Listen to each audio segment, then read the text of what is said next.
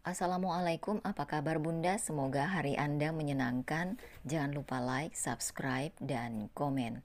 Selamat mendengarkan. Itu inisial namamu, Ren? Jelas Ara tanpa berani melihat wajah Rendra. Perempuan itu sibuk menyiapkan sarapan untuk Zora. Pura-pura sangat sibuk. Kenapa tidak tulis nama lengkap saja? Aku tidak keberatan, kata Rendra. Aku tidak percaya diri saja. Iya, semacam itu. Ara sulit menjelaskan, lalu dia mengalihkan pembicaraan. Kamu mau lontong sayur? Kamu masak sendiri? Rendra pindah duduk ke kursi meja makan. Dia memperhatikan Zora yang sedang menggigit wortel rebus. Ya, aku masak sendiri, jawab Ara. Dia menyajikan semangkuk lontong sayur untuk Rendra. Ara tidak tahu sarapan kesukaan sang CEO yang pasti jauh berbeda dengan sarapan orang biasa. Rendra sebenarnya tidak suka makanan yang bersantan. Demi tidak membuat Ara sedih, Rendra menyendok perlahan lontong sayur ke mulut. Masakan Ara tidak pernah gagal, selalu terasa menakjubkan di lidah Rendra. Pagi itu, Rendra melihat kesibukan Ara. Seusai urusan sarapan, Ara memandikan Zora. Helai-helai rambut panjang Ara, ada yang keluar dari kepangan rambut yang longgar. Zora yang sudah wangi bedak bayi, didudukkan di matras bermain bayi yang ada pagarnya, sehingga Zora lebih aman. Matras bermain itu dibelikan oleh Janendra. Sekitar 10 menit Ara menghilang dari pandangan Rendra. Yang muncul lagi sudah berganti pakaian, mengenakan kemeja merah muda lengan pendek dan celana jeans. Rambutnya dikucir rapi. Mau nganter pesanan? Iya, jawab Ara singkat yang sedang memasukkan kemasan salad ke kotak kardus besar. Aku antar, ucap Rendra. Aku sudah mengirim pesan ke Danu. Ara mengambil ponsel. Dia sudah memberitahu Danu lewat pesan 3 jam yang lalu. Ternyata belum ada balasan. Katakan pada Danu tidak jadi diantar. Rendra tahu kalau Danu tidak merespons pesan Ara karena Ara terlihat memanyunkan bibirnya. Ara membiarkan Rendra mengangkat kardus besar dari meja. Sedangkan dirinya mengangkat Zora dari dalam matras bermain. Mengunci pintu, kemudian berjalan cepat ke mobil. Siapa yang menyuruh duduk di belakang? Pindah! Hardik Rendra, tangan kirinya menepuk jok kursi di sebelah kemudi. Ara duduk di sebelah Rendra. Menutup pintu mobil perlahan. Karena memangku Zora, dia kesulitan memasang sabuk pengaman. Rendra yang menyadari kesulitan Ara, mencondongkan tubuhnya untuk membantu. Ara menahan napas dan memalingkan wajahnya kala wajah Rendra cukup dekat. Pak? Zora menepuk pundak Rendra. Apa, Zora? Rendra makin mencondongkan tubuhnya. Dia mencium pipi tembam Zora. Kamu mau jalan-jalan? Zora mengeluarkan kata-kata bahasa planet dengan riang. Baiklah, tapi jangan sekarang. Mamamu capek, kata Rendra mulai menjalankan mobil. Zora memanggilku Bunda. Koreksi Ara. Dan aku ingin Zora memanggil Dedi. Bunda dan Dedi atau Bunda dan Papa. Sepertinya Zora lebih suka Papa, ucap Rendra, membuat kedua pipi Ara merona. Selebihnya Ara terdiam. Suasana akan canggung jika membicarakan masalah panggilan untuk Rendra. Mobil Rendra berhenti di depan rumah bergaya joglo modern. Ara tanpa permisi memindahkan bobot tubuh Zora ke pangkuan Rendra. Ara bergegas turun dari mobil. Mengambil kotak kardus berisi kemasan salad sayur berjumlah 35 dari dalam bagasi. Selamat pagi, Mbak Ara. Selamat pagi, Bu Hanum. Balas Ara. Siang ini ada arisan, supaya lebih praktis aku memesan salad. Tentunya lebih sehat, kata Bu Hanum. Mereka berdua suami dan putrimu? Ara menoleh ke belakang. Wajah Zora dan Rendra terlihat dari jendela mobil yang terbuka. Mereka berdua melambaikan tangannya. Suaminya ganteng, putrinya cantik. puji Bu Hanum. Iya, Bu. Ara menaruh kardus coklat besar di meja. Duh, kenapa mengucapkan kayak iya? Suami yang mendukung istri, walaupun sudah berkecukupan. Mengizinkan kamu berdagang. Bu Hanum berkata demikian karena mobil yang digunakan Rindra. Setelah menerima pembayaran, Ara bergegas masuk ke mobil. Sudah selesai? Mau kemana lagi? Tanya Rendra. Pulang. Sahut Ara, memakai sabuk pengaman terlebih dahulu. Pikirannya kacau. Bagaimana kalau Rendra tahu, secara tidak langsung dia mengakui sebagai istrinya Rendra. Bayu menggedor pintu rumah ibunya. Suara umpatan kasar terdengar dari dalam bersamaan dengan langkah kaki. Bayu, ada bel pintu. Omel Lastri. Dewi mana? Tanya Bayu berjalan masuk ke dalam rumah. Masih tidur. Danu juga masih tidur. Kedua kaki Bayu mengarah ke kamar Dewi. Dewi, bangun! Dia mengetuk kamar. Bangun! Lastri hanya memperhatikan tingkah putra sulungnya. Dewi keluar kamar sembari mengucek mata. Mas Bayu, apaan sih? Pagi-pagi kayak kesambet setan. Kamu tahu di mana Ara tinggal? Bayu bertanya, karena dia gagal mengikuti Ara disebabkan terhalang truk yang putar arah. Di rumah bordil Madam Otisa. Dia kan jadi pelacur. Sahut Dewi, santai. Pantas saja penampilan Ara lebih berkelas. Rapi dan tercium aroma parfum yang lembut. Bayu jadi mengerti. Aku belum cerita, ya. Kalau aku menjual Mbak Ara? Dewi balik bertanya. Sepertinya belum. Bayu mencoba mengingat. Sementara Danu yang berada di kamar mendengar ucapan Bayu. Lelaki yang hanya mengenakan celana boxer itu hendak turun dari tempat tidur, bertepatan dengan ponselnya yang berdering. Setelah menerima panggilan telepon, dia akan memberitahu Bayu, Dewi, dan Lastri. Namun, tidak jadi. Aku akan mencarinya ke sana. Bayu bergegas keluar rumah. Kendaraan roda 4 yang dikemudikan Bayu meluncur dengan kecepatan tinggi. Bayu akan memaksa Ara supaya perempuan itu tutup mulut. Aku ingin bertemu Madam Otisa, kata Bayu pada Sarah. Aku Bayu. Selamat pagi, Pak. Silakan duduk dulu. Sambut Sarah sopan. Dia meninggalkan Bayu yang tidak lama berselang kembali bersama Otisa. Ada yang bisa saya bantu, Pak Bayu? Tanya Otisa. Aku ingin bicara dengan Aranina. Ara yang cantik sudah tidak di sini. Dia ditebus lelaki kaya dan berkuasa. Jelas Otisa. Siapa lelaki itu? Bayu penasaran. Maaf, saya tidak bisa memberitahumu, Pak. Silakan pergi. Otiza mengulas senyum. Sarah, antar Pak Bayu. Lalu, Otiza meninggalkan ruang tamu. Bayu menarik napas berat. Dia mengikuti langkah Sarah. Perempuan itu cukup seksi dengan 2 bukit yang besar. Boleh aku tahu nomor ponselmu, Nona Sarah? Tanya Bayu saat mencapai teras rumah. Untuk apa, Pak Bayu? Bermain. Seri tertawa. Dia tidak menyukai Bayu, walaupun lumayan tampan. Sarah juga tahu maksud terselubung Bayu. Dan Sarah tidak mungkin mengkhianati Otiza dan Rendra. Nyawa akan lenyap jika dia berani membocorkan rahasia. Saya tidak suka bermain, Pak. Selamat pagi. Sarah berjalan masuk. Dasar perempuan sok jual mahal. Sungut Bayu. Bayu penasaran siapa lelaki yang telah menebus Ara. Dapat dipastikan lelaki itu tertarik pada kemolekan tubuh dan kecantikan Ara. Sementara dulu dirinya tidak menggauli Ara setelah melahirkan Zora karena bosan dan tidak tahan dengan aroma asi-basi yang bercampur keringat.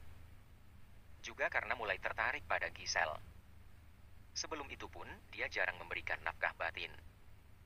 Dengan gerakan sangat hati dan pelan, Rendra mengangkat tubuh Zora dari pangkuan Ara. Dia pun menggendong batita itu, berjalan masuk ke rumah. Zora, di sini dulu, ya. Rendra membaringkan Zora di dalam matras bermain. Aku. Rendra bingung memanggil dirinya sendiri. Pa. Ah iya, Pa mau membantu Bunda dulu. Sebentar, ya. Rendra berjalan keluar lagi. Dia berdiam diri sejenak di dekat pintu mobil, memperhatikan Ara yang tertidur. Alih-alih membangunkan, Rendra membopong tubuh Ara masuk ke dalam rumah. Sesampainya di kamar, Rendra membaringkan perlahan tubuh Ara. Perempuan itu sama sekali tidak terganggu. Kamu pasti lelah sekali. Gumam Rendra menyelimuti tubuh Ara. Ketika kembali ke Zora, bayi cantik itu rewel. Rendra mengangkat tubuh Zora. Kamu haus? Rendra yang tidak pernah membuat susu formula. Agak kesulitan. Pertama, dia membuat sambil menggendong Zora. Kedua, dia tidak tahu suhu air yang tepat untuk membuat susu. Dia harus mengetes di mulutnya sendiri. Sesudah itu, Rendra duduk di kursi santai yang berada di teras. Zora rebah di atas tubuhnya sembari minum susu. Rendra baru saja menerima pesan dari sekretarisnya, mengingatkan ada undangan makan siang di rumah wali kota. Selamat pagi menjelang siang, Pak Rendra. Sapa Danu. Ada keperluan apa ingin bicara dengan saya? Aku ingin kamu merahasiakan keberadaan Ara dari Bayu. Aku akan membayarmu lebih. Kata Rendra tanpa basa-basi. Kalau saya tidak mau? Danu tersenyum mengejek. Kau dan keluargamu di kampung akan berakhir di dalam tanah. Rendra tidak menatap lawan bicaranya, tangan kirinya mengusap kening Zora. Danu tercekat kaget. Baru kali ini melihat Rendra yang bengis. Biasanya Rendra agak kalem. Baik, Pak. 100 juta cukup. Cukup, Pak. Satu lagi, jangan pernah mengabaikan pesan atau telepon dari Ara. Tegas Rendra.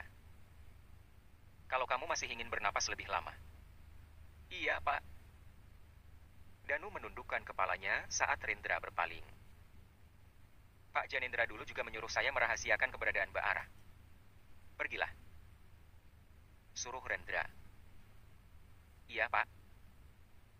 Danu bergegas meninggalkan kediaman Janendra. Sekitar 15 menit, Rendra duduk di teras. Zora yang berada di atas perutnya terlelap. Rendra memindahkan Zora ke boks bayi kayu. Lalu, dia berdiri di sisi tempat tidur. Mengamati wajah Ara. Perhatian Janendra pada Ara merupakan bentuk cinta. Rendra ingat, mendadak Janendra ingin operasi dan ingin hidup lebih lama. Alasan terbesar karena Ara. Bagaimana dengan Ara? Apa dia juga mencintai Janendra? Walaupun menurut Dikwati tidak ada hubungan spesial antara Janendra dan Ara. Ada sedikit gelenyar nyeri di relung hati Rendra. Memikirkan bahwa Ara saat ini mencintai Janendra. Bab 18, di bawah meja. Danu, kapan rumahmu selesai direnovasi? Tanya Lastri. Sudah seminggu lebih loh. Danu yang sedang menikmati sarapan, memandang Lastri sinis. Dia menyeruput kopi, setelah itu menjawab enteng. Memang kenapa, Bu? Ya, bawa aku pindah ke rumahmu, dan... Sambar Dewi, karena dia sudah tidak sabar memamerkan rumah suaminya di akun media sosial. Sedangkan Lastri, dia sudah menceritakan pada tetangga mengenai rumah Danu yang besar dan bagus. Itu rumah orang lain. Aku tidak punya rumah. Terang Danu. Sudah saatnya jujur. Lastri tersedak ayam goreng yang sedang dia kunyah. Ucapan Danu membuatnya kaget setengah mati. Lastri meraih tisu. Kau uhuk? Apa maksudmu, Danu? Katamu itu rumahmu. Dewi sama-sama terkejut, bagai tersengat listrik tegangan tinggi. Tetapi, tidak mati hanya memberikan rasa nyeri. Aku bukan pengusaha, pekerjaanku sopir pribadi. Tapi cukup menghasilkan. Danu masih santai menikmati makanan. Mobil mewah yang sering mengantarmu kemana-mana, itu mobil bosku. Lastri memukul dadanya sendiri. Dia telah membeli kucing dalam karung. Tertipu. Dewi duduk bersandar di punggung kursi. Mau diletakkan di mana wajahnya. Dari kenal Danu, dia sudah berkoar-koar Danu adalah pengusaha. Danu memberikan uang 20 juta pada Dewi, untuk mertuanya yang sepucat mayat dia memberikan 10 juta. Buat jalan-jalan. Aku mungkin bukan pengusaha, tetapi penghasilanku cukup untuk kebutuhan sehari-hari, kata Danu. Hati Lastri agak luluh melihat uang di meja. Lumayanlah. Yang menjadi PR, Lastri harus pintar-pintar menyembunyikan profesi Danu sesungguhnya. Setelah itu, mungkin Lastri akan membuat skenario Danu bangkrut. Uang 20 juta sangatlah enak. Tidak apalah, yang butuh kebutuhan skincare tercukupi. Dewi memandang Danu dan bertanya, "Siapa nama majikanmu, Dan?" "Tuan Kejam," jawab Danu. "Kalau aku membuat kesalahan, kalian akan bevitati." Danu mengerahkan tangan kanannya di depan leher. "Tidak perlu tahu aku bekerja pada siapa, yang penting uang bulananmu lancar." Lastri dan Dewi saling memandang. Mau bagaimana, nasi sudah menjadi bubur. Lebih baik dinikmati. "Terima kasih ya, Danu." Lastri mengambil uang di meja, matanya berbinar-binar menimang uang. Dewi meraih ponsel, memotret uang di meja. Seperti kebiasaannya, dia memosting foto uang 20 juta di status WhatsApp. Rezeki pagi hari. "Makasih, kesayanganku. Aku harus berangkat kerja." Pamit Danu. "Dan belikan motor baru dong." "Lah, itu uang kan cukup buat beli motor," sahut Danu, kemudian berjalan keluar rumah. Mertua dan istrinya tidak akan marah-marah kalau mulut mereka disumpal uang. Giselle memperhatikan asisten rumah tangga yang sedang menikmati donat gula di dapur. Donat itu bulat, bertabur gula putih bagai salju. Dia menelan ludah karena terlihat sangat enak. Nyonya." Asisten rumah tangga bernama Mbokas itu berdiri. "Maaf, saya lapar." "Beli di mana donatnya?" tanya Giselle. "Saya dikasih tetangga, Bu, pesan donatnya kelebihan." "Nyonya mau?"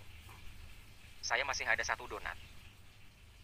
Mbokas mengeluarkan donat dari laci meja dapur. Selama ini Giselle tidak tertarik donat kampung. Dia selalu membeli di gerai terkenal. Namun, donat dalam kemasan plastik itu sangat menggoda. Giselle memakan donat, rasanya benar-benar enak. Tidak kalah dengan donat merek terkenal. Sambil makan dia memperhatikan label bulat kecil di kemasan plastik. "Donat Zora," desisnya sendiri. Itu nama anaknya Bayu. Atau mungkin kebetulan namanya sama. Giselle membaca nomor ponsel yang tertera. Perempuan itu tersenyum, terbit ide untuk memesan donat. Dia mengirim pesan menggunakan nomor lain. Jika benar dugaannya, dia bisa menemukan tempat tinggal Ara. "Pagi, sayang." Bayu mencium pipi Giselle. Giselle dengan antusias menceritakan praduganya mengenai Ara. "Tapi nomor ponselnya berbeda," ujar Bayu. "Zaman sekarang, kan orang punya lebih dari 1 nomor ponsel, B?" Giselle memanyunkan bibirnya. "Kau benar. Kalau aku bisa menemukan tempat tinggal Ara, aku akan melakukan hal yang sama seperti dulu," kata Bayu. Dulu dia menyuruh Dewi membuat rumor bahwa Ara wanita panggilan yang kemudian diusir. "Suruh mantan istrimu yang kumuh itu pergi dari kota ini, B. Paksa kalau perlu." "Tenang saja, Giselle. Rendra juga tidak mengatakan sesuatu mengenai tes DNA. Masak sekelas Rendra tidak bisa menemukan Ara?" Giselle membuat ekspresi wajah yang menunjukkan dia sedang berpikir. "Benar katamu, Giselle. Apa dia kemarin cuma gertak aja ya?" Timpal Bayu. "Rendra itu susah diduga. Kelemahannya hanya Malea." "Siapa Malea?" "Mantan tunangan yang menikah dengan laki-laki lain. Yang membuat Rendra anti komitmen," jelas Giselle. "Sika, kenapa tidak dibalas-balas sih?" Giselle sedang menunggu balasan dari pembuat donat. Ayo, berangkat. Nanti juga dibalas. Mungkin dia sedang sibuk, kata Bayu. Ara mendengar bel pintu. Setengah berlari dia menuju pintu utama. Sebelum membuka, dia mengintip dari balik jendela. Rupanya Bikwati. Ara, maaf aku datang tidak memberitahu lebih dahulu. Tidak apa-apa, Bik. Ayo, masuk. Ara menutup pintu, mengajak Bikwati ke area ruang keluarga yang merangkap tempat makan dan dapur. Tempat favorit Ara. Aku bawakan sayur rebung dan ayam goreng. Tadi aku memasak lebih dan ingat kamu, kata Bikwati menaruh rantang 2 susun di meja. Wah, terima kasih, Bik, ucap Ara. Sekarang kerja di mana, Bik? Belum kerja lagi, Ara. Pesangon dari Pak Rindra membuatku malas gerak. Bikwati tersenyum simpul. Halo, Zo, tambah cantik aja. Ara ikut memandang Zora, lalu sudut matanya melihat pulpen kesayangan Rendra di sudut matras mainan. Rendra pasti belum menyadari pulpennya jatuh. Tadi malam, Rendra mampir sebentar dan sempat bermain dengan Zora. Bikwati, apa aku bisa minta tolong menjaga Zora? Aku harus mengantar pulpen ini. Oh, aku malah senang. Pergi saja, sahut Bikwati.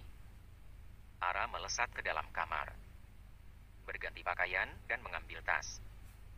Lalu, dia bergegas keluar rumah. Mendapati Danu duduk di pos jaga yang tidak pernah terpakai. Selamat pagi, Mbak Ara. Mau pergi kemana? Tumben manusia satu itu ramah, pikir Ara. Aku akan datang setiap hari, dari pukul 7 sampai 8 malam, kata Danu. Mungkin otak Danu geser sedikit. Antar aku ke gedung Ardawangsa, pinta Ara. Siap. Danu berlari kecil ke garasi, mengeluarkan mobil. Perjalanan yang ditempuh cukup lama karena kemacetan yang luar biasa. Ara tiba di kantor Rendra pukul 9 pagi. Dia bertanya pada satpam ketimbang ke meja resepsionis. Pak Rendra, ya. Anda siapanya? Tanya petugas berseragam hitam itu. Oh, itu ada sekretarisnya, Bu Cynthia. Perempuan cantik yang mengenakan rok span hitam dan kemeja hijau lengan panjang menghampiri Ara dan satpam. Ada apa, Her? Tanya Cynthia. Ada yang ingin bertemu Pak Rendra. Ada barang penting yang harus saya berikan pada Rendra. Jelas Ara. Titipkan aku saja, kata Cynthia. Maaf, tidak bisa, tolak Ara. Karena teringat pulpen tersebut hadiah dari ibunya Rendra. Ikuti aku. Cynthia mulai melangkah. Ara mengikuti Cynthia. Mula-mula mereka naik lift ke lantai 4. Lalu menyusuri koridor yang cukup panjang. Cynthia menyuruh Ara menunggu di depan ruangan Rendra. Tidak lama berselang, dia keluar. Masuklah, kata Pak Rendra, kamu cuma punya waktu 5 menit. 1 menit pun cukup. Ara melangkah masuk ke ruangan Rendra yang bernuansa abu-abu. Lelaki itu menatapnya dari balik meja kerja. Ada apa, Ara? Rendra bertanya dengan ekspresi dingin. Pulpenmu ketinggalan di rumah. Jelas Ara, dia melangkah ke meja Rendra. Menaruh pulpen.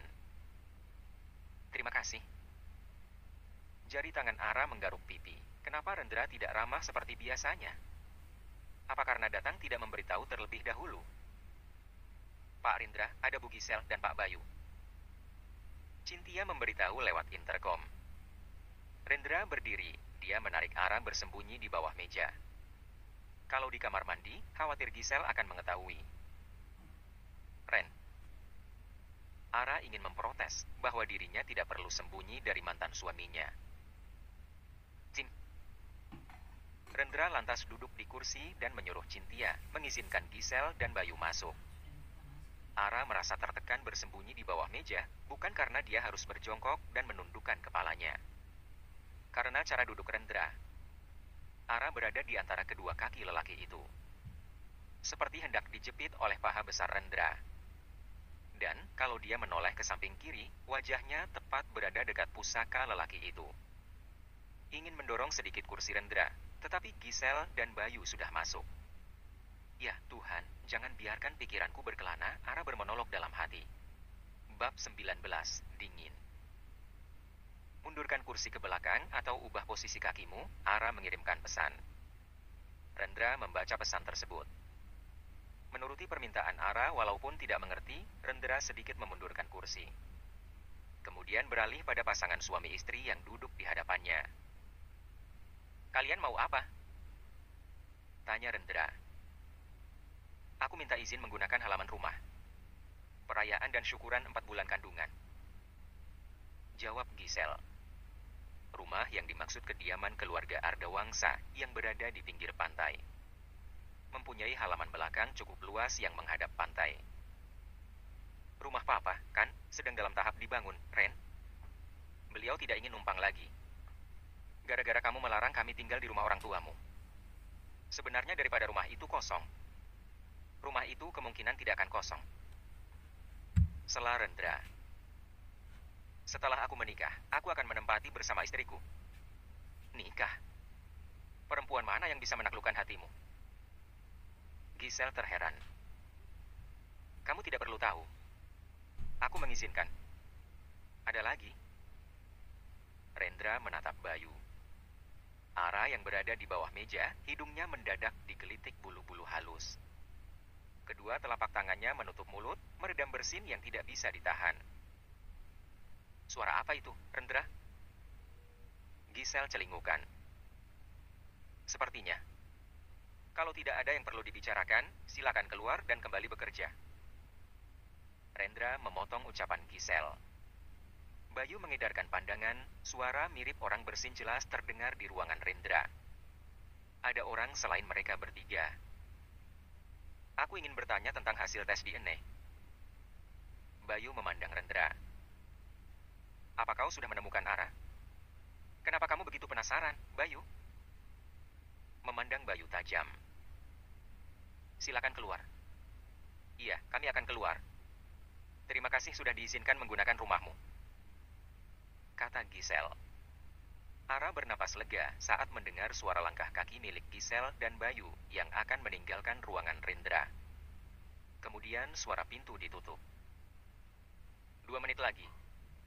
Baru keluar? Kata Rendra. Memastikan mereka tidak kembali. Oh, punggung dan kepalaku mau lepas. Tanpa sadar, Ara menyandarkan keningnya di paha Rendra. Cynthia, aku tidak ingin diganggu. Siapapun orangnya suruh pergi, minta datang kembali 1 jam kemudian. Perintah Rendra melalui intercom. Baik, Pak. Keluarlah. Rendra beranjak dari kursinya. Ara seolah baru keluar dari goa. Dia meregangkan otot lehernya. Lalu bertanya. Kenapa aku harus sembunyi? Muncul di hadapan mereka saat kamu benar-benar sudah bisa menggenggam separuh dunia. Sehingga mereka tidak bisa meremehkanmu. Jelas, Rendra. Aku tidak bisa menggenggam separuh dunia, Ren. Yang aku maksud, kamu sukses, Ara. Putrimu bersama siapa? Bikwati. Kebetulan tadi dia datang. Pekerjakan saja dia untuk menjaga Zora. Aku yang akan membayar gajinya.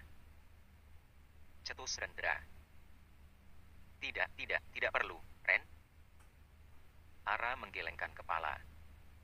Dirinya tidak ingin berutang budi. Aku pamit pulang. Oke. Ara hampir mencapai pintu. Dia berbalik lagi. Kamu akan menikah? Iya. Rendra mengulas senyum. Tetapi belum tahu kapan pastinya. Oh. Ada sedikit rasa kecewa yang menghampiri Ara. Dia kemudian meneruskan langkah kakinya keluar ruangan Rendra.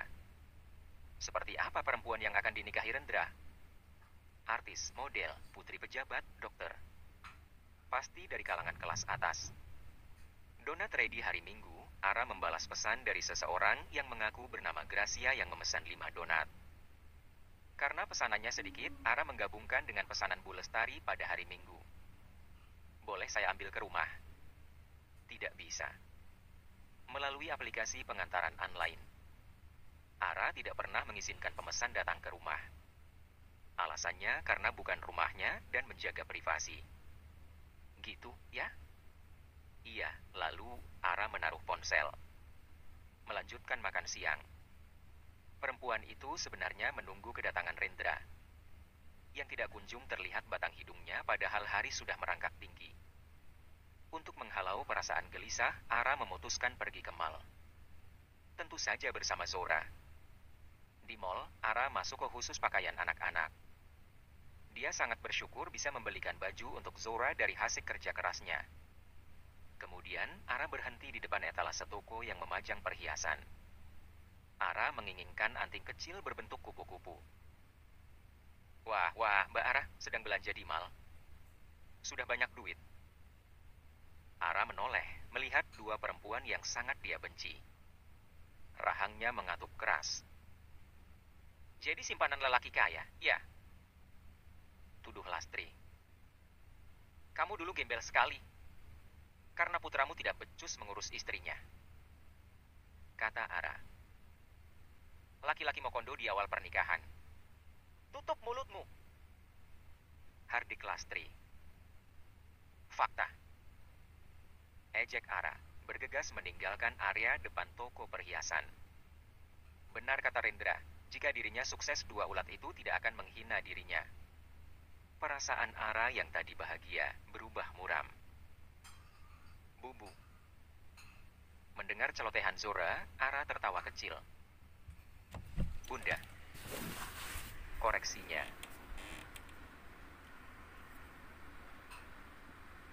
Enggak. Terserah kamu aja. Ara mencubit gemas hidung putrinya yang berada dalam gendongan.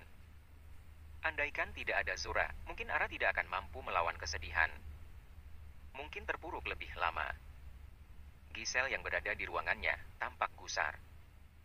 Mengumpat kata-kata kasar karena si penjual donat sangat sombong. Memang sebagus apa rumahnya? Dengusnya. Aku ingin bicara. Bayu memasuki ruangan.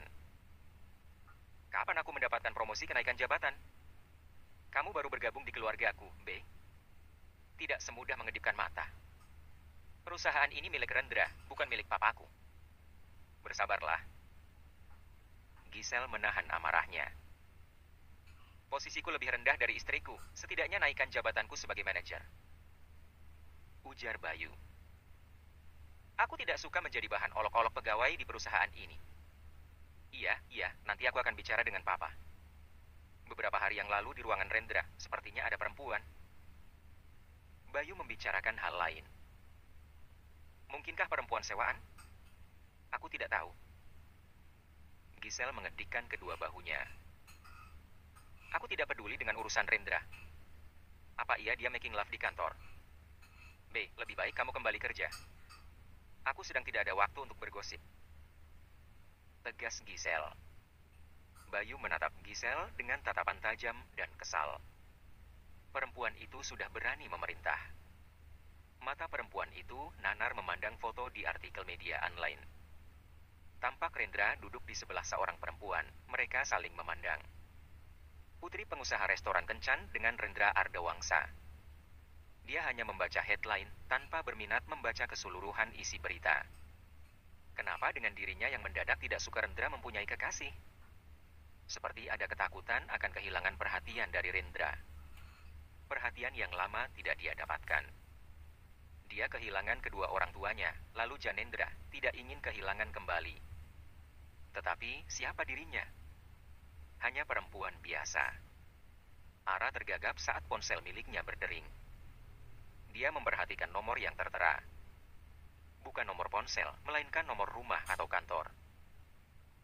Halo, selamat siang. Dengan Ibu Aranina. Yang mendesain kalung Zamrud Katulistiwa? Iya, benar. Saya sendiri. Selamat, Anda memenangi perlombaan. Juara 2. Terima kasih, Tuhan.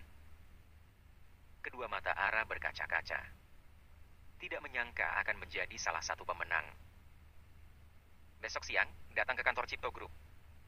Ibu Kanara Abimanyu akan mengucapkan selamat dan menyampaikan hadiah secara langsung. Iya, Pak. Jam 1 siang. Jangan terlambat. Baik. Ketika panggilan berakhir, Ara melompat ke girangan. Dia akan menerima sejumlah uang hadiah 4 juta rupiah. Bukan hanya itu, dia akan mendapatkan kesempatan mendesain perhiasan di perusahaan tersebut. Ara lantas menghubungi Bikwati, meminta bantuan menjaga Zora. Tentunya, Ara akan membayar tenaga Bikwati. Maaf, Ara. Aku sedang sakit. Batuk dan demam. Cepat sembuh, Bik. Iya, tidak apa-apa. Ara menekan tombol merah. Dia mendesah lirih. Zora akan dititipkan ke tempat penitipan anak. Atau membawanya serta ke perusahaan itu. Ara bimbang sendiri. Dia mencari tempat penitipan anak melalui kolom pencarian. Membaca ulasan demi ulasan. Karena belum pernah menitipkan Zora. Dia harus memilih yang terbaik. Rendra meletakkan tablet di meja setelah melihat berita mengenai dirinya. Yang terjadi sebenarnya adalah mereka berada di acara pesta amal. Rendra mengenal Vivian sudah cukup lama. Apa saya harus membuat mengklarifikasi bahwa... Tidak perlu, Niko. Apa yang harus diklarifikasi? Aku sering tertimpa gosip dengan perempuan, kan? Iya, Pak. Tapi menurut saya, fotonya terlihat mesra. Niko mengatakan dengan wajah mengulas senyum. Aku tidak peduli dengan gosip. Rendra berdiri dari kursi. Sudah pukul 8 malam, hari cepat berlalu. Di website Cipto Group, Ara menang. Lagi-lagi Rendra memotong ucapan Niko. Bu Ara juara 2, Pak. Sudah berapa hari tidak bertemu Ara? 10 hari kah? Rendra sangat sibuk dengan pekerjaan. Bahkan di akhir pekan. Pak Rendra mau menemui Bu Ara. Tanya Niko yang berjalan di belakang Rendra. Iya. Pasti kangen ya, Pak? Niko menutup mulut dan menundukkan kepalanya saat Rendra menatap tajam. Ada satu perubahan yang disadari Niko, sang bos sudah lama tidak minta perempuan penghangat ranjang. Terakhir kali adalah bersama Aranina. Menurut informasi, para pemenang diundang ke Cipto Group besok siang jam 1 siang, Pak. Kata Niko. Mereka berdua sudah berada di dalam mobil. Rendra terdiam. Memejamkan kelopak matanya. Rasa penat dan mengantuk melanda tubuh. Dia bahkan tidak mengetahui mobil sudah berhenti di depan rumah yang ditinggali Ara. Kedua kakinya melangkah memasuki rumah. Tidak ada suara. Sepi. Ruangan keluarga yang merangkap dapur dan makan terlihat rapi. Matras bermain berada di sudut ruangan. Mungkinkah Ara sudah tidur? Tetapi malam belum larut. Rendra. Rendra membalikkan tubuh, melihat Ara berdiri di ambang pintu kamar. Aku datang ingin mengucapkan selamat. Karena kamu menang. Kata Rendra. Oh, terima kasih. Ada lagi? Kalau tidak ada, aku mau tidur. Kau akan menginap? Kalau lapar, buat makanan sendiri. Ujar Ara. Rendra mengerutkan keningnya. Mengapa Ara bersikap dingin? Dia biasanya banyak bicara. Bab 20, Bubu dan Papa. Rendra belum tidur, duduk sendirian di kursi yang menghadap jendela. Waktu sudah menunjukkan pukul 11 malam. Kopi di meja sudah dingin. Sikap Ara seolah ingin menjaga jarak. Biasanya, saat Rendra berkunjung, mereka berdua akan duduk bersebelahan. Dan Ara akan menceritakan tentang keseharian. Karena malas ke kamar, Rendra menjatuhkan tubuhnya sofa panjang. Memiringkan tubuhnya ke kanan. Lelaki berkaus oblong putih akhirnya tidur. Melalui mimpi sampai pagi. Lamat-lamat dia mendengar suara air dan peralatan masak yang beradu. Lalu hidungnya mencium aroma wangi masakan. Rendra memicingkan kedua matanya, tampak Ara sedang berada di dapur. Rendra menyadari tubuhnya berselimut, juga ada bantal di bawah kepalanya. Siapa lagi pelakunya kalau bukan Ara? Zoro masih terlalu kecil, sedangkan Nico tidur di pos jaga. Selamat pagi. Sapa Rendra. Dia duduk dan meregangkan otot tubuh. Pagi. Balas Ara, singkat. Perempuan itu meletakkan sepiring nasi goreng di meja makan. Nanti siang kamu akan datang ke kantor Cipto Group? Iya. Zora? Paradise Daycare. Rendra mengerti bahwa Zora akan berada di daycare, sementara Ara ke Cipto Group.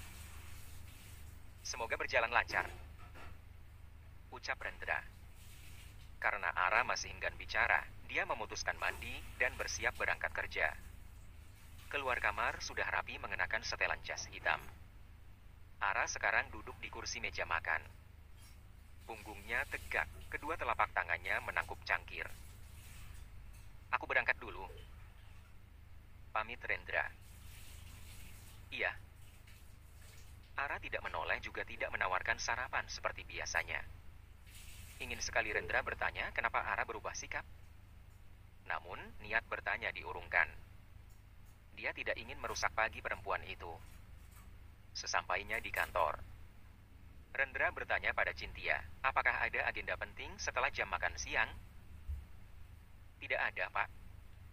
Hanya ada janji temu makan malam dengan Pak Maximilian. Aku akan keluar kantor pukul 11 siang. Ada urusan penting. Baik, Pak. Apa? Tapi kami minta maaf atas ketidaknyamanan. Panggilan telepon berakhir. Ara berjalan ke sana kemari seperti anak ayam kehilangan induk.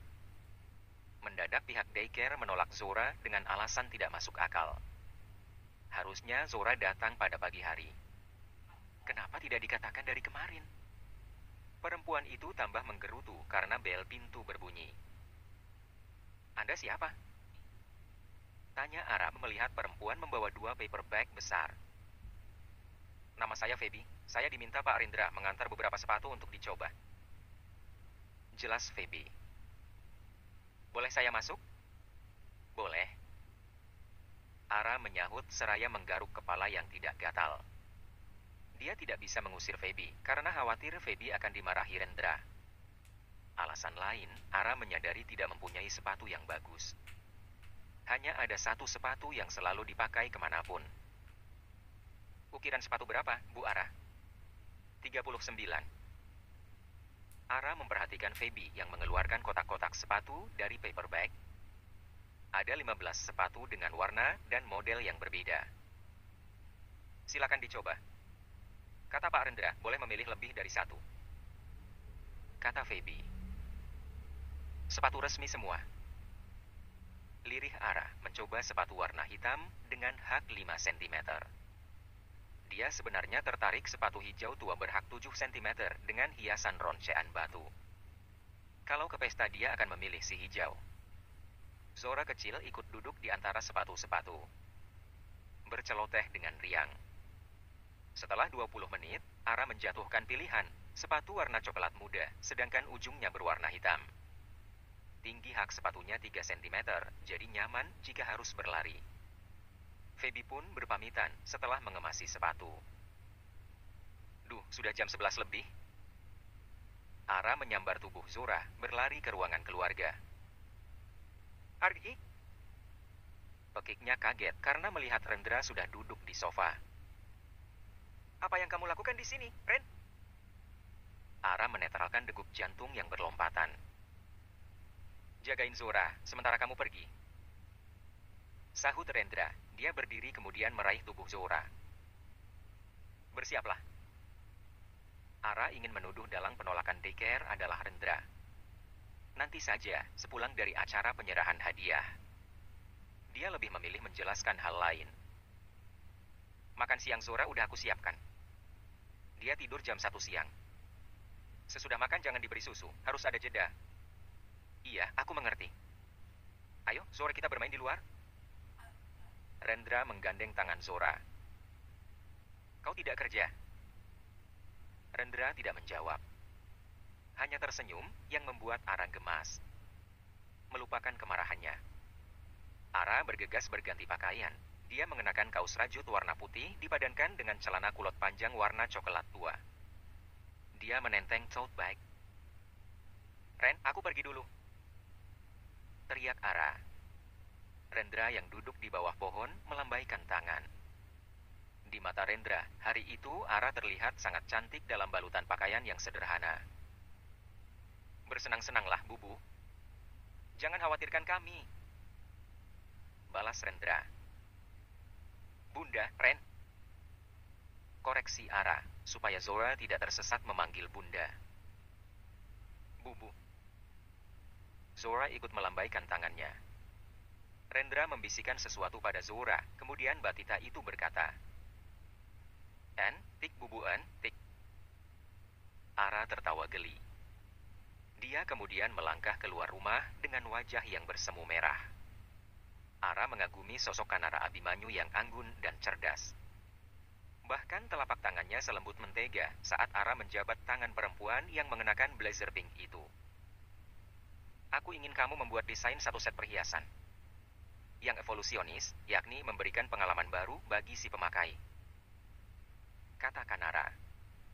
Selama perbincangan Ara hanya menganggukkan kepalanya. Lawan bicaranya sekelas Kanara, dia tidak tahu harus berkata apa. "Jangan malu untuk mengungkapkan pendapat, Ara. Jika kamu ingin terbang lebih tinggi, kamu mempunyai potensi yang sangat mengagumkan." Kanara tersenyum. "Selain cantik kamu juga pintar." "Iya, akan saya ingat itu. Aku menunggu desainmu. Deadline 2 lagi. Senang bertemu denganmu, Aranina." Kanara beranjak dari kursi. Ara ikut berdiri, memperhatikan sang CEO wanita yang berjalan keluar ruangan. Kanara mengenakan sepatu yang sama dengan dirinya. Ara baru menyadari hal tersebut. Untuk sejenak Ara duduk kembali. Minum air mineral dari kemasan botol. Dia meraih tote bag, melangkah keluar dengan rasa senang yang luar biasa. "Kau?" Aranina. Seseorang meraih lengannya. Ara berpaling. "Ah, rubah betina ulat bulu rupanya. Akhirnya kita bertemu secara langsung. Sialan kau." Geram Giselle, dia datang ke Cipto Group ingin menemui Kanara yang menolak bertemu karena jadwal padat. Giselle melepaskan cengkeraman. Menelisik penampilan Ara. Si kumuh telah berubah. Dulu dia pernah melihat Ara saat perempuan itu berjalan di trotoar. Bayu yang memberitahunya kala itu. Pakaian yang dikenakan Ara mungkin harganya tidak mahal, tetapi terlihat berkelas. Namun, Giselle terpana saat melihat sepatu yang dikenakan Ara. "Kamu pakai sepatu KW?" Giselle tertawa mengejek. Ara melihat sepatunya. "Yang penting nyaman dipakai. Harganya hampir 15 juta, tidak mungkin kamu mampu membelinya," ledek Giselle. "Ini sepatuku merek terkenal, bersol merah. Label Christian Louboutin. Tapi bukan Bayu yang membelikan untukmu. Mantan suamiku harus mengumpulkan gajinya 3 bulan berturut-turut supaya bisa membeli sepatu itu," balas Ara. Giselle terdiam. Sialan, dia punya suami yang tidak bisa dibanggakan. Dia hanya bisa membiarkan Ara berkata seenaknya. Giselle penasaran apa yang dilakukan Ara di gedung kantor Cipto Group. "Ngapain kamu di sini? Lamar pekerjaan jadi office girl atau pembersih toilet?" "Pekerjaan yang kamu maksud itu sangat berharga, Giselle. Bukan pekerjaan haram. Mereka bekerja sepenuh hati untuk keluarga," kata Ara. "Hah, sok bijak kamu." Giselle tidak menyukai perubahan Ara yang sangat cantik. "Daripada kamu, sepertinya pintar tetapi malah memilih Bayu. Dia dulu memanfaatkan aku, sekarang kau yang dimanfaatkan Bayu untuk karir. Bayu lelaki yang egois. Hati-hati, kalau tujuannya tidak tercapai, mungkin kamu akan dicampakkan. Semoga kita bertemu lagi. Mungkin di pesta orang-orang kaya." Ara tersenyum penuh arti. Lalu, dia teringat sesuatu. Giselle harus mengikuti Ara. Giselle berjalan cepat menyusul Ara yang sudah mencapai lobi gedung. Seunit mobil sedan berhenti. Lelaki bertopi dan berbaju hitam membukakan pintu untuk Ara. Giselle berhenti di tengah-tengah lobi karena hamil dirinya cepat lelah. Percuma mengikuti mobil yang membawa Ara. Mobil sedan hitam Eropa itu sepertinya tidak asing, juga si sopir. Giselle pernah melihatnya, tetapi lupa di mana. Kalau rewel tidur di sini saja. Rendra duduk di kursi santai, merebahkan tubuh Zora di atas tubuhnya. Angin berembus menggoyang daun-daun kering, jatuh di rerumputan hijau. Rendra ikut memejamkan kedua matanya. Ada kedamaian yang hadir diam-diam. Kapan terakhir kalinya dia merasakan hal tersebut? Sepertinya sudah sangat lama. Ren. Sesti. Rendra membuka kedua matanya, menaruh jari telunjuk di bibir. Au, Zora tidur. Ara memelankan suaranya. Dia merundukkan tubuh, mengamati wajah Zora yang lelap di dada Rendra. Posisi yang cukup dekat, sehingga Rendra bisa menghidu aroma wangi tubuh Ara. Dalam pikiran tergelap, dia ingin meraih pinggang ramping itu. Memeluk tubuh yang hangat, mencium bibir merah yang manis. Ara berpaling ke Rendra, menyadari jarak yang dekat. Untuk beberapa detik, dia tersesat dalam tatapan Rendra. Bagaimana acaranya? Rendra berdeham. Oh, berlangsung lancar. Sahut Ara, menegakkan tubuh lalu duduk di kursi lain. Aku bertemukan Ara Abimanyu. Dia sangat-sangat wangi, berkelas, dan cerdas. Rendra tersenyum tipis, Ara sepertinya tidak marah atau lupa sedang marah. Rendra mendengarkan cerita perempuan itu dengan seksama. Kan Ara menunggu desainku. Ara meluruskan kaki, membayangkan bekerja di perusahaan besar. Mempunyai gaji setiap bulan. Sangat menyenangkan. Rasa damai di hati berlipat ganda saat melihat Ara tengah memandang langit dengan senyum yang merekah. Wajah yang dulu muram mirip awan hitam perlahan-lahan menunjukkan binarnya.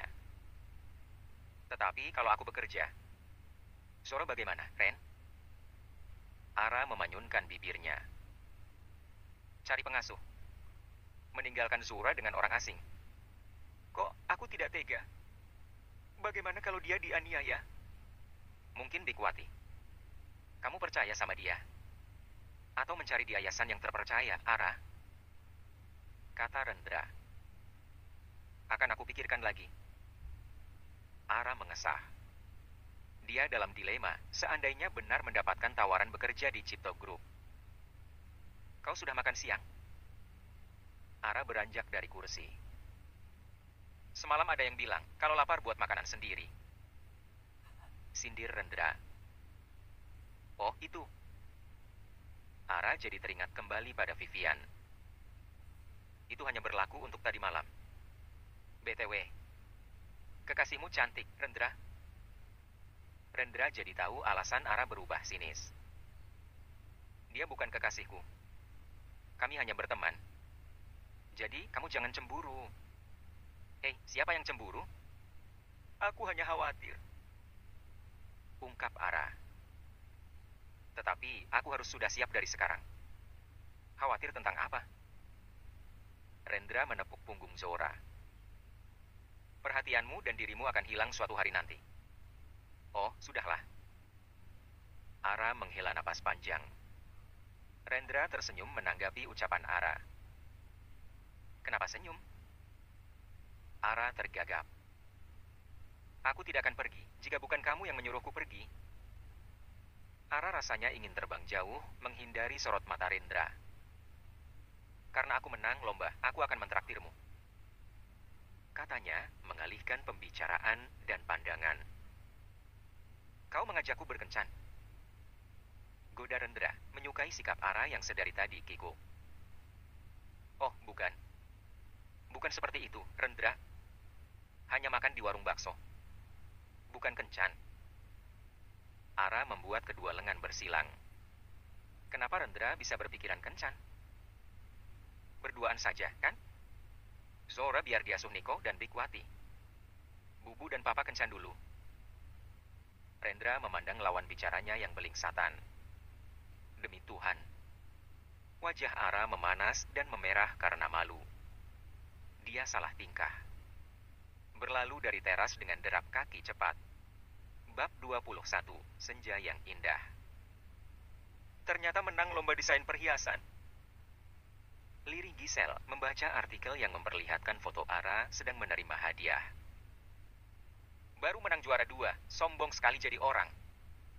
Kau bicara sendiri? Tentang mantan istrimu. Aku tadi bertemu dia di gedung kantor Cipto Group. Dia menang lomba desain perhiasan.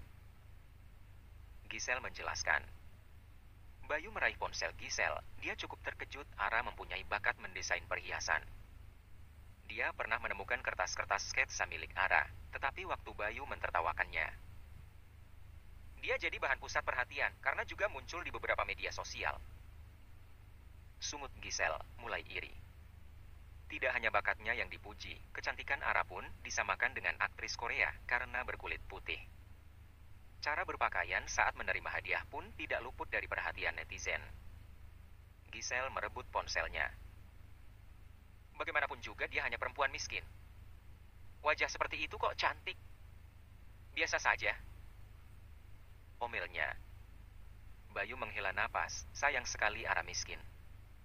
Mendadak dia merasa tertarik lagi pada mantan istrinya itu. Penampilan Ara memang sangat menarik. Apalagi ketika dia tersenyum. Lalu Bayu menyingkirkan perasaan konyol itu. Dia membutuhkan perempuan kaya. Ayo, keluar kita harus menyambut tamu. Giselle menggandeng tangan Bayu. Dia mengenakan terusan warna merah muda. Apa kamu mengundang Rendra ke acara kita? Tanya Bayu. Tidak. Aku hanya mengundang teman-teman dekatku. Rendra saudara sepupu bukan teman. Giselle tergelak sendiri. Aku hanya membutuhkan rumah ini dan nama besar keluarga Ardawangsa. Akan tetapi, Bayu agak menyesal memilih Giselle. Ternyata Giselle dan Handoko tidak berkutik di bawah kendali Rendra. Awalnya dia sudah membayangkan naik jabatan. Menjadi salah satu petinggi di perusahaan. Sampai sekarang masih terjebak di posisi asisten manajer. Mereka berdua menyapa tamu yang datang. Pandangan Bayu tertambat pada perempuan yang baru saja datang. Yang mengenakan dress selutut warna merah. Hai, Giselle. Selamat untuk kehamilannya, semoga sehat selalu sampai melahirkan. Kata perempuan itu yang bernama Marsha. Terima kasih. Kenalkan ini Bayu, suamiku. Giselle memperkenalkan temannya pada Bayu. Bayu, ini Marsha. Halo, Marsha senang bertemu denganmu. Bayu menjabat tangan Marsha. Dia lama menetap di Bali. Putri pengusaha media televisi. Terang Giselle yang membuat Bayu makin tertarik. Selama acara, Bayu terus-menerus memperhatikan gerak-gerik Marsha. Saat Giselle lengah, Bayu menghampiri Marsha. Mengajak berbincang dan mendapatkan nomor ponsel Marsha. Bayu memberikan kesan yang baik. Sopan dan tidak merayu. Sepertinya Marsha lebih menggoda putri satu-satunya. Otak liciknya mulai merencanakan sesuatu. Dia menginginkan Marsha yang secara fisik tidak terlalu cantik, namun mempunyai harta yang melimpah. Pewaris utama. Tidak seperti Giselle dan ayahnya yang hanya bekerja untuk Rendra. Ara mengembuskan napas lega sesuai mempresentasikan desainnya di hadapan Kanara dan beberapa karyawan perusahaan. Walaupun Rendra sudah mengajari bagaimana menyampaikan presentasi, dia tetap gugup. Kedua telapak tangannya dingin, perutnya mulas. Dia mendesain kalung dengan liontin berbentuk burung merak. Menurut mitologi Hindu, bulu merak selalu dikaitkan dengan Dewi Keberuntungan. Juga simbolisasi keberuntungan, kasih sayang, dan kesabaran. Setelah selesai, Ara bergegas keluar ruangan menuju lift. Lalu berlari-lari kecil menuju taman di dekat gedung perkantoran. Dua laki-laki menjaga Zora, yakni Nico dan Danu. Mbak, seharusnya gajianku nambah karena rangkap jadi babysitter. Danu berkelakar. Pekerjaanmu ringan, tapi mendapatkan gaji tinggi. Sindir Nico. Ara menggandeng tangan kecil Zora. Terima kasih untuk kalian berdua. Ucapnya. Benar apa yang dikatakan Rendra. Ara harus mulai mencari pengasuh. Mencari referensi yayasan yang bagus. Dalam perjalanan pulang, Ara meminta Danu menghentikan mobil di depan toko perhiasan. Ingin membeli anting kecil buat Zura. Di dalam toko perhiasan ada Lastri dan Dewi yang baru saja selesai transaksi. Mula-mula Dewi melihat mobil sedang yang sangat familiar, berhenti di depan toko. Kemudian turun seorang laki-laki yang merupakan Danu, sang suami. "Bu, Danu jemput kita. Ibu yang memberitahu kita di sini?" tanya Dewi. "Tidak. Ayo, buruan keluar." Lastri menarik lengan Dewi. Kedua perempuan itu terperangah saat Danu membuka pintu mobil untuk perempuan yang sangat-sangat dikenal. Ara keluar dari mobil bersama Zora. Keduanya membulatkan mata karena tidak percaya dengan penglihatan. "Danu," panggil Dewi berlari menuju mobil. "Kenapa kamu ngantar Mbak Ara?" Danu terkejut bukan main. Kenapa harus bertemu istri dan mertuanya? Lastri pun ikut mendekat. Bibir perempuan tua itu monyong kanan, monyong kiri seraya melihat Ara. Mantan menantunya terlihat berbeda. Penampilan Ara tidak kumal seperti dulu. "Danu, aku masuk dulu, ya. Silakan bicara dengan ibu dan istrimu." Ara mengulas senyum lebar, kemudian masuk ke toko perhiasan. "Dan jawab pertanyaanku." Dewi meraih kemeja Danu. "Mbak Ara majikanku, Dewi." "Bos Nyonya?" jawab Danu santai. "Tidak mungkin dia mampu membayarmu."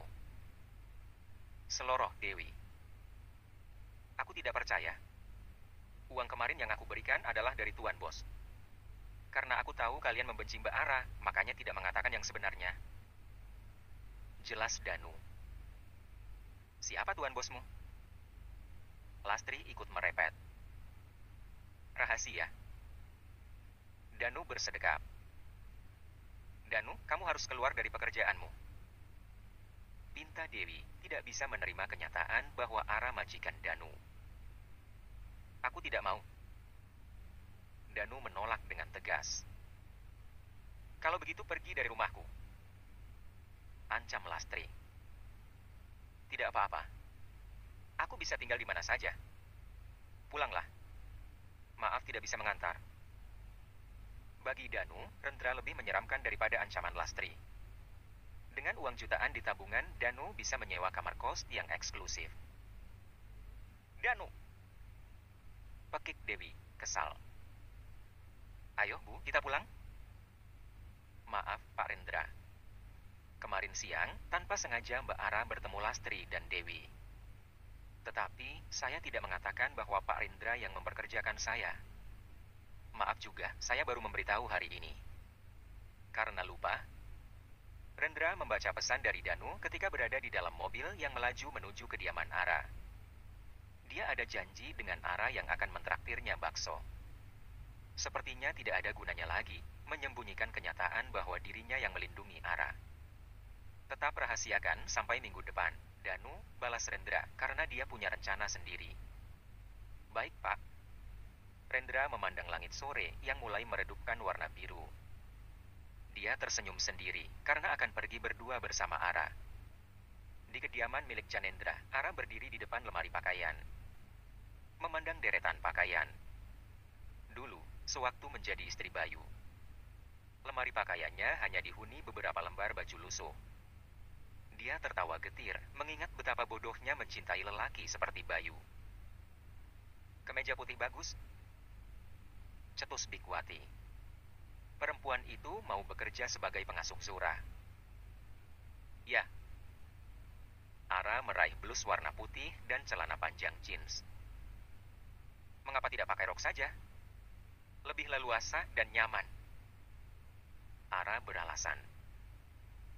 "Kamu dan Pak Rindra ada hubungan spesial?" tebak Bikwati. "Tidak ada yang spesial, Bik. Seperti aku dan Janendra," jawab Ara.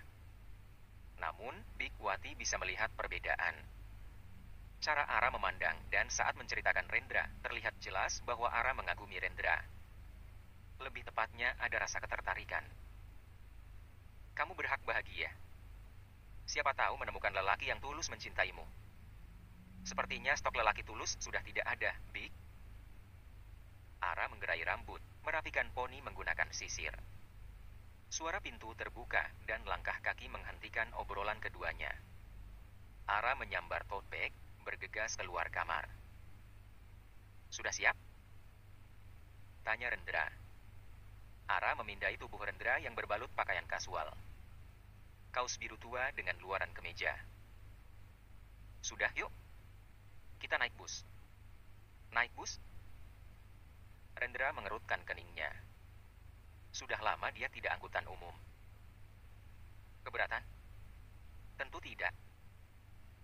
Jawab Rendra. Ara melangkah keluar rumah terlebih dahulu. Sementara Rendra menyempatkan menyapa Zora sebentar.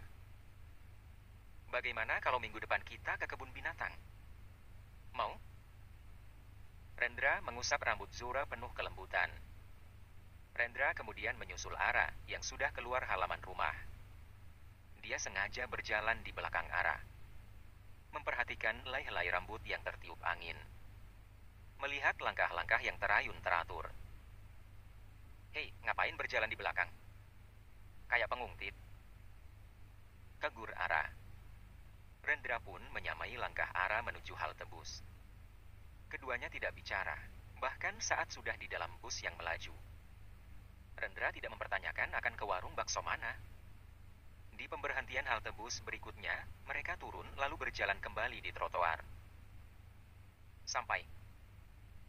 Kata Ara saat memasuki warung bakso. Mereka berdua duduk berhadapan. Memesan 2 mangkuk bakso dan 2 gelas es jeruk. Sering kesini? Tanya Rendra. Dulu sekali bersama ayah. Sahut Ara antusias. Terakhir kalinya kami makan bersama. Rendra menganggukkan kepalanya bersamaan dengan pesanan yang diantar oleh pelayan. Setelah ini nonton film, yuk. Ajak Rendra. Aku yang traktir. Lain kali saja. Tolak Ara. Oke. Suara Rendra terdengar sedikit kecewa. Tujuan Ara hanya mengajak makan bakso, tidak lebih. Tidak enak ya? Ara memandangi Rendra. Lumayan. Mengenai keluarga mantan suamimu, kau tidak ingin memberikan pelajaran. Aku bisa membantumu. Ara mendongak. Itu urusanku, Ren. Aku tidak ingin. Ara menarik napas dalam-dalam. Kamu terlibat dosa balas dendam. Aku akan membalas mereka suatu hari nanti. Di mata Rendra, Ara perempuan yang mempunyai prinsip tegas.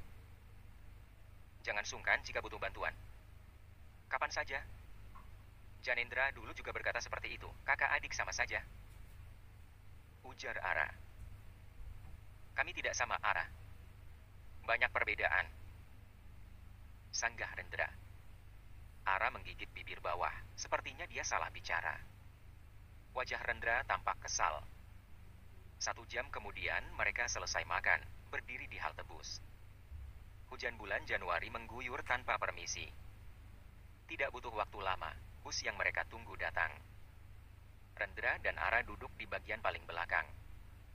Di dalam bus, kedua tangan Ara memeluk dirinya sendiri. Dia lupa membawa jaket atau sweater. Tidak disangka, Rendra menyampirkan kemejanya di kedua bahu Ara. Pakai saja, katanya. Kau sendiri? Kaosku berlengan panjang, Ara. Terima kasih.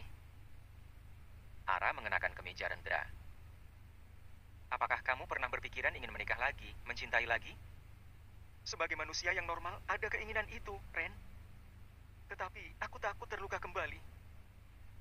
Sahut Ara, melarikan pandangan keluar jendela. Rendra memahami ketakutan Ara. Dia belum lama mengalami hal yang menyesakkan.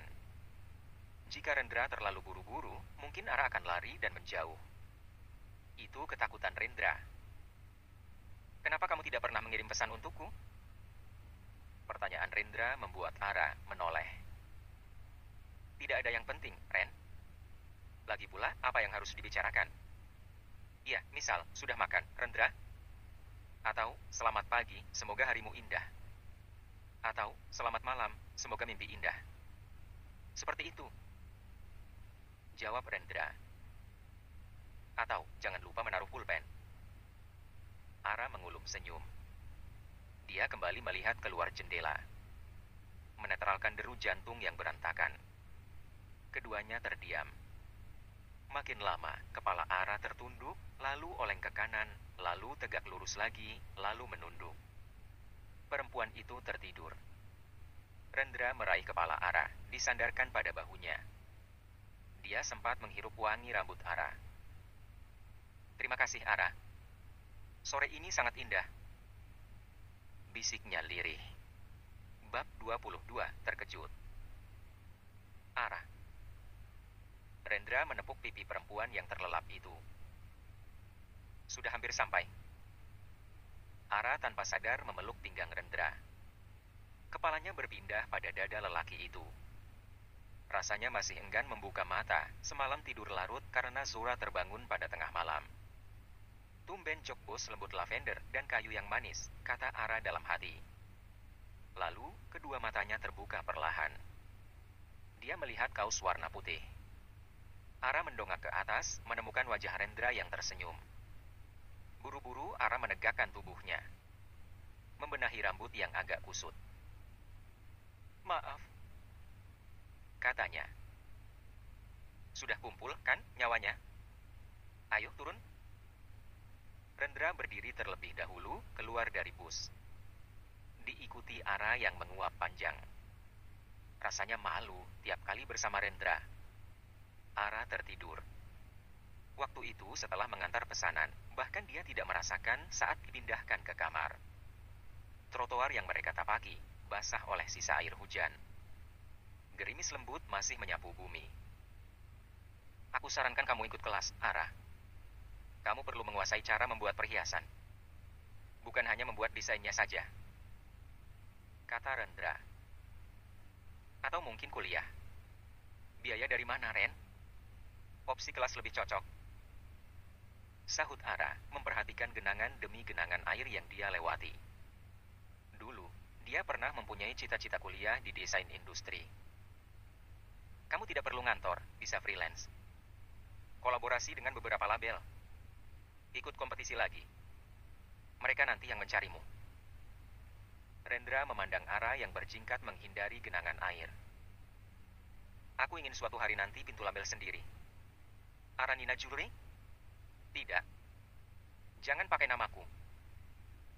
Ara menggelengkan kepalanya. Ya, udah. Pakai namaku saja. Tidak perlu membayar royalti. Goda Rendra. Ara mengerutkan hidung, memandang Rendra yang berjalan seraya memasukkan kedua tangannya di saku celana. Aku ingin mengajakmu ke pesta amal yang akan dihadiri beberapa kalangan. Minggu depan, ucap Rendra. Sering banget pesta amal, celetuk Ara. Ogah, harus mau. Aku memaksamu, tegas Rendra. Kamu bisa mengenal wanita-wanita sosialita. Siapa tahu mereka akan menjadi klienmu suatu hari nanti. Membangun networking itu perlu, Ara. Rendra, aku baru memulai dan masih belajar. Aku bilang kan, suatu hari nanti. Potong Rendra. Harus ikut. Dress code-nya apa? Gaun. Gaun pesta. Bukan, gaun tidur. Rendra. Ara refleks memukul lengan Rendra. Rendra menangkap tangan Ara, menatap perempuan yang mencoba membebaskan diri. Di bawah lampu jalan, keduanya seolah disinari cahaya. Saling menatap. Pak Rendra, Mbak Ara, kalian sedang apa? Bikwati mendadak berada di belakang mereka. Oh, ini. Ara menepis tangan Rendra. Kamu dari mana, Bik? Beli tisu di minimarket terdekat, Mbak. Zora bersama Niko, jawab Bikwati. Tolong, panggil Niko, Big. Aku mau pulang. Suruh Rendra bersabda pada badan mobil. Baik, Pak. Big Wati bergegas masuk ke rumah. Ara tersenyum tipis. Aku masuk dulu, Ren. Iya. Rendra membalas senyuman Ara. Ara masuk rumah berpapasan dengan Niko. Dia memandangi mobil yang membawa Rendra sampai hilang di pelupuk mata. Sebelum menyentuh Zora, Ara mencuci tangan terlebih dahulu. Dia menanyakan pada Big Wati, apakah Zora rewel. Zora, gadis yang manis, Mbak Ara. Sahut Big Wati, membereskan piring-piring kotor. Dia tadi sempat makan sate ayam bersama Niko. Kemejanya Pak Rendra pasti wangi, ya Mbak. Tadi aku kedinginan di dalam bus. Terang Ara. Sepertinya Pak Rendra sudah membuka pintu hati untuk wanita lain. Pak Janendra pernah bercerita kalau Pak Rendra pernah patah hati karena pacarnya selingkuh. Cinta dari zaman sekolah. Perkataan itu meluncur lancar dari bibir Big Wati. Sehingga membuat Pak Rendra anti komitmen. Pasti cantik, ya? Ara mengelap telapak tangannya. Melihat perubahan wajah Ara yang mendadak muram, buru-buru Big Wati berkata, Aku siap mengasuh Zora kapan saja, saat kamu butuhkan. Iya, Big. Terima kasih. Ucap Ara yang merasakan sesuatu sedang mengiris hati, sehingga sedikit nyeri. Siapa namanya? Nama siapa? Mantannya Rendra. Malika, Marsha. Big Wati menggaruk kepalanya. Aku lupa. Pasti selain cantik, wanita yang mematahkan hati Rendra mempunyai segalanya. Ternyata Rendra pernah terpuruk karena cinta. Danu memarkirkan motornya di depan halaman rumah. Gara-gara Lastri dan Dewi, Bayu ingin bertemu dengan dirinya. Dia terpaksa menyambangi kediaman Lastri. Ada perlu apa? Bukannya aku tidak diizinkan tinggal di sini lagi? Danu bertanya dengan nada mengejek. Maafkan ibu dan... Kata Lastri. Kemarin ibu emosi. Danu? Bayu menepuk pundak Danu cukup keras. Katakan, siapa lelaki yang melindungi Ara? 300 juta. Untuk informasi tersebut, Danu tersenyum lebar kontras dengan Bayu yang terperangah. Gila kamu, Dan! Maki Bayu merenggut kerah kaus Danu. Aku bisa membuatmu babak belur. Aku tidak takut, Mas Bayu terkasih. Uang segitu setara dengan harga nyawaku yang bisa lenyap kapan saja. Kata Danu. Bayu melepaskan kaus Danu. Dia sangat geram dengan kelakuan adik iparnya itu. Bagaimana kalau 100 juta? Tawar Bayu. Tidak ada tawar-menawar kayak di pasar. Danu menolak. Sebenarnya uang 300 juta hanya spontan. Baiklah, akan aku usahakan. Putus Bayu, kemudian berlalu pergi. Dan jangan pergi. Kamu boleh kok tinggal di sini lagi. Rajuk Dewi. Danu tahu apa yang direncanakan oleh Bayu dari Rendra. Bayu akan memata-matai dirinya dan menyuruh Dewi mengecek ponsel. Selama 5 hari, Rendra menyuruh Danu libur. Menghapus semua chat dengan Ara dan Rendra. Jadi, Bayu tidak akan menerima informasi apapun. Dewi, aku ingin berpisah saja. Aku akan menceraikanmu. Kata Danu. Apa maksudmu, Dan? Kita belum lama menikah. Teriak Dewi. Menikahimu suatu kesalahan. Apa dulu kamu gunakan pelet supaya aku tertarik? Kamu sama sekali tidak menghargai aku. Tidak disiapkan sarapan. Bajuku tidak disetrika. Tiap hari pegang ponsel terus. Update status sana-sini. Sialan kau, Dan. Lastri ikut geram. Melempar panci ke tubuh Danu. Dasar lelaki penipu. Setidaknya aku tidak selingkuh seperti putra kesayanganmu, Ibu. Ejek Danu sebelum melangkah pergi. Gisel menolak mentah-mentah permintaan Bayu. Karena alasan yang tidak masuk akal. Kenapa masih ngurusin kehidupan Ara? biarkan saja mantan istrimu itu. Bagaimana dengan tes DNA? B. Rendra sudah melupakan hal itu. Sambar Gisel. Aku tidak akan mengeluarkan uang 1 sen pun untuk hal konyol itu. Bayu menggeram seperti singa ompong yang tidak berdaya. Dia meninggalkan unit apartemen, mengabaikan teriakan Gisel. Bayu penasaran siapa lelaki yang memfasilitasi mantan istrinya. Siapa lelaki yang tertarik pada Ara? Mendadak dia teringat Marsha. Bayu pun menghubungi perempuan kaya itu. Halo, selamat malam. Malam, Marsha. Ini aku Bayu. Ada apa, B? Aku ingin bertemu. Waduh, kamu kan suaminya Gisel. Tidak baik. Aku butuh teman ngobrol, Mar. Please. Baiklah. Kita bertemu di Cafe Zigzag. 1 jam lagi. Terima kasih, Marsha. Bayu melonjak ke girangan. Dia akan membentangkan jaring, menangkap dan menjebak Marsha. Tidak perlu Gisel lagi. Tidak peduli dengan Rendra yang sombong. Rendra yang mengenakan tuxedo berdiri di depan cermin. Merapikan rambut dengan gel. Pak Rendra yakin datang bersama Mbak Ara? Niko memastikan. Iya. Ada sesuatu, kah? Saya khawatir dengan gosip, Pak. Kasihan Mbak Ara. Kamu tidak kasihan sama aku? Tidak. Jawab Niko, jujur. Aku mengajak Ara, hanya ingin menunjukkan pada Bayu bahwa Ara. Rendra terdiam. Tujuannya memang membuat Bayu jantungan. Danu di mana? Liburan, Pak. Sesuai instruksi. Ara mengenakan gaun dengan aksen ruffle pada bagian dada dan bahunya. Rambut yang panjang digelung rapi. Riasan wajah natural yang dirias oleh make-up artis yang disewa Rendra. Gaun, sepatu, dan tas tangan juga dari Rendra, kecuali anting yang dikenakan Ara. Dia membuatnya sendiri. Anting yang menggantung dari batu rose quartz berwarna merah muda. Cantiknya, Bubu. Kata Bigwati, ikut-ikutan memanggil Bubu. Ara mengisi air ke dalam gelas. Dia seperti sangat kehausan karena gugup. Menghabiskan air putih sampai habis. Pak Rendra pasti terpesona. Bigwati setengah menggoda Ara. Bukan tentang Rendra. Tetapi bagaimana dirinya bisa bersosialisasi dengan kaum-kaum berpendidikan dan kaya raya. Mobil Pak Rendra sudah sampai, Ara. Bigwati memberitahu. Ara menarik napas. Dia mencium kedua pipi Zora.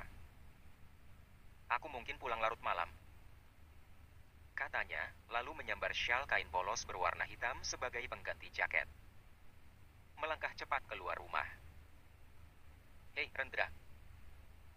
Sapa Ara. Rendra tertegun sejenak. Ara seperti bidadari dengan gaunnya yang berwarna putih. Sangat-sangat bersinar bagaikan bintang. Silakan masuk ke mobil, Tuan Putri. Rendra membukakan pintu mobil. Rendra, tidak perlu repot-repot seperti itu. Aku bisa membuka pintu mobil sendiri. Protes Ara seraya masuk ke mobil. Malam, Niko. Malam, Bu Ara. Wah, Anda kan? Rendra berdeham keras. Membuat Niko terdiam 1000 bahasa.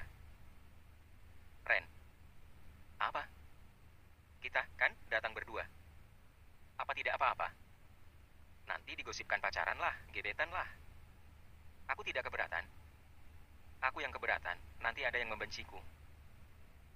Sungut Ara. Aku yang akan melindungimu. Tukas Rendra menepuk tangan Ara sebentar. Dada Ara terasa agak sesak.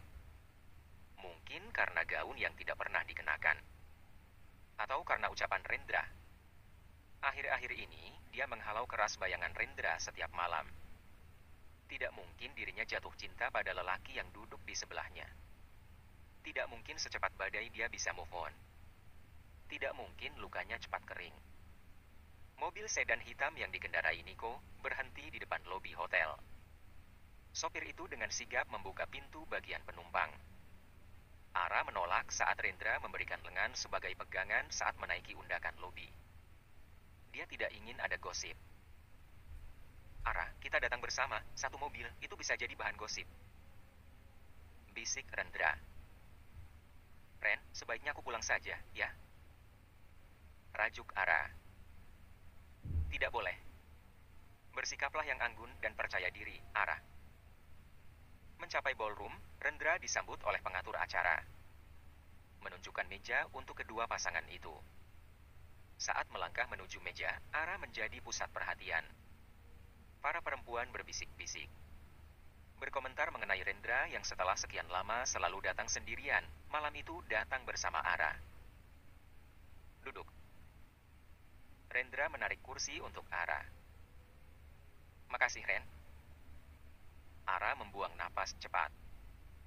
Dia lantas tersenyum ramah pada tamu yang satu meja dengan dirinya. Dua perempuan dan satu lelaki paruh baya. Di meja sebelah, Gisel dan Bayu tidak bisa mempercayai apa yang baru saja dilihat. Keduanya saling memandang. Jadi, Rendra lelaki yang bersama Ara selama ini. Lirih Gisel. Kok bisa? Bayu sudah berusaha mengikuti Danu. Menawarkan uang lagi, tapi hasilnya nihil. Bahkan Danu tidak terlihat 3 hari terakhir. Bayu benci dan marah melihat Ara bak Dewi kecantikan, glamor, dan terlihat elegan. Dia merasa kalah telak. Mantan istrinya itu bisa menaklukkan Rendra Ardawangsa. Rendra yang sadar sedang diawasi Bayu mengangkat gelas berleher panjang. Selamat malam, B. Semoga jantungmu baik-baik saja. Bab 23, bersamamu. Rendra tidak pernah meninggalkan Ara seorang diri di acara pesta. Saat dia berbincang dengan para kolega, pejabat, teman-teman nongkrong. Seolah ingin mengatakan kalau Ara adalah miliknya. Kadang telapak tangan lelaki itu berada di punggung Ara. Kadang menggandeng saat melewati kerumunan. Sentuhan-sentuhan kecil yang spontan yang tidak bisa dihindari oleh Ara. Antingnya bagus. Beli di mana? Tanya Dilia, istri dari aktor senior yang terkenal. Ara membuat sendiri, Nyonya. Rendra menjawab dengan antusias.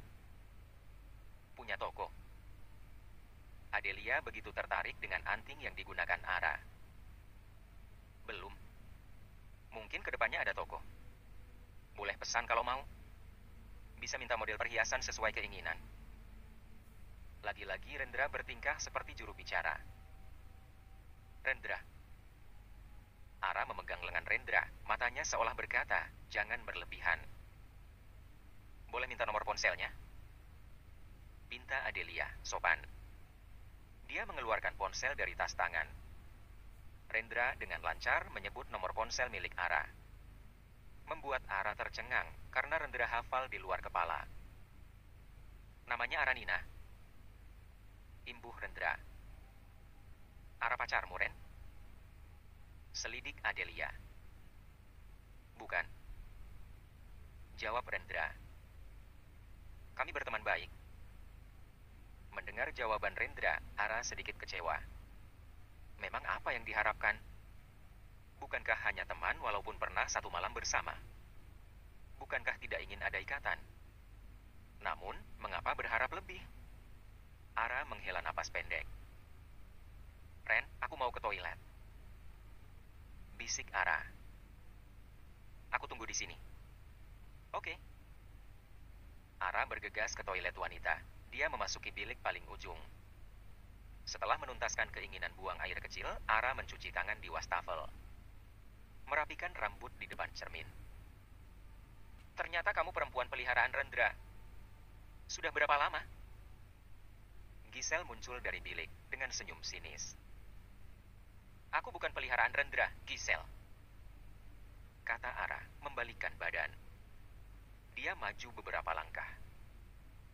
Kau sendiri perempuan murahan yang kepincut suami wanita lain.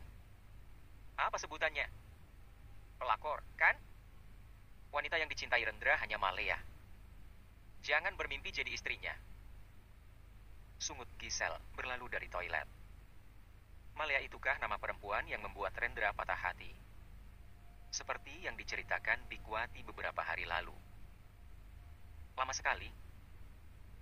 Ara melonjak kaget ketika melangkahkan kakinya keluar toilet. Ternyata Rendra sudah menunggu.